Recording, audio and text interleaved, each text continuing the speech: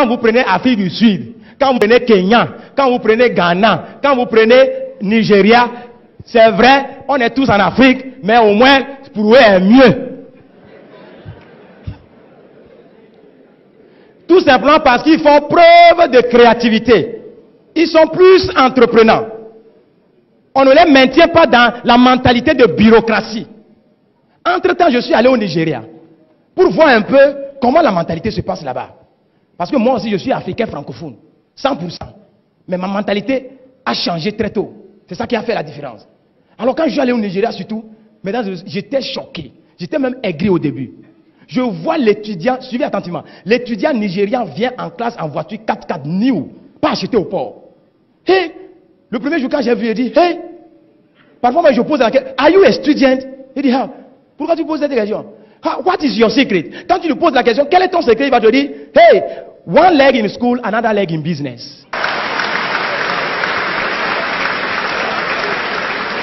Notre mentalité ici, notre culture ici, notre philosophie, l'éducation qu'on nous a donnée très tôt, c'est qu'un pied à l'école, l'autre pied se trouve où? Dans les affaires. Et c'est ce qui me permet, moi étudiant, ce n'est pas papa qui m'a acheté la voiture, moi étudiant, je peux m'acheter ma propre voiture, neuve. Mais chez nous ici, quelle est la mentalité? Two legs in school, bien collés, c'est-à-dire 2 pieds à l'école, bien collés. À la fin des études, les two legs reviennent aussi à la maison, bien collés à la maison. On regarde la télévision, on mange, on insulte les parents, on insulte les présidents. On croit que c'est eux qui ont fait quelque chose. Maintenant, l'anglophone, quand il a fini ses études, étant donné que l'habitude est une seconde nature, s'il cherche l'emploi et il trouve cet emploi, il le fait très bien. Parce qu'il se dit, ça c'est ma contribution en tant que fonctionnaire pour le développement de ma nation. Il le fait très bien. S'il est ingénieur en informatique, ingénieur en... il le fait très bien, mais il fait toujours one leg in office, another leg in business.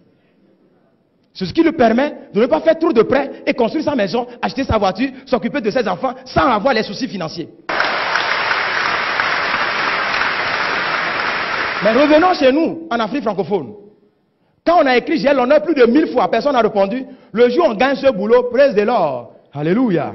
Two legs in office, bien collés in office. Quand on finit, les two legs reviennent à la maison, bien collés. On regarde la télévision, on mange un peu. Vous savez, là où nous on est puissant en termes de libération de notre potentiel, c'est notre potentiel sexuel. Quand on finit de manger, on regarde les journaux. Tout ce qu'on dit dans les journaux, c'est la négativité. On est énervé encore. On va se coucher, on libère son potentiel sexuel sur la femme. Nos femmes en Afrique francophone sont tellement fécondes, elles attrapent rapidement, elles fabriquent beaucoup d'enfants. Et quand on fabrique beaucoup d'enfants, les conséquences, c'est que les charges s'augmentent. Quand les charges s'augmentent, le matin, on se réveille, on est énervé, on court, on va au bureau, on revient le soir, on regarde la télévision, on mange un peu. Quand on est stressé, le seul endroit où on peut libérer son stress, c'est sur la femme. On libère encore, la femme attrape, on fabrique encore plus d'enfants, on va au bureau, on revient le soir, on regarde la télévision, on mange un peu, on libère encore, la femme attrape. Au lieu de dire un peu non, les femmes aussi attrapent seulement. Et on a fabriqué tellement d'enfants, les charges ont augmenté, papa est stressé, actuellement il a 30 ans, mais il a tension, il a diabète, lui seul. C'est ça l'Afrique francophone, mesdames et messieurs.